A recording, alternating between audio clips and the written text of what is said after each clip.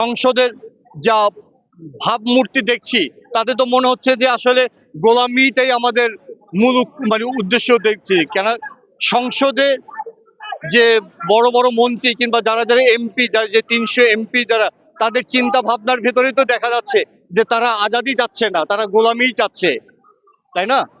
তাদের হ্যাঁ, 18 কোটি মানুষের যে চিন্তাটা ছিল, 18 কোটি মানুষ যে জুলাই নিয়ে যে ভাবনাটা ছিল, অথবা আমাদের বাপ চাচারা ৭১-এর জন্য মানে দেশের জন্য যে মানে জান দিয়ে গেছে, তার মূল উদ্দেশ্যটা কি ছিল, তাই না? তো মুক্তিযোদ্ধার যে চেতনাটা, তার চেতনাটা কি বাস্তবায়ন হয়েছে? হয় নাই। তাহলে আমরা আজাদিটা কোথায় পেলাম? আমরা কি কোথায় স্বাধীনতাটা পেলাম? তাহলে আমাদের ভেতরে সেই অনুভূতিটা আমরা প্রতিদিন কারো না কারো ভয়ের কারণে হত্যা করছি। তো যে কারণে আমরা বলছি যে আমি সেই আদির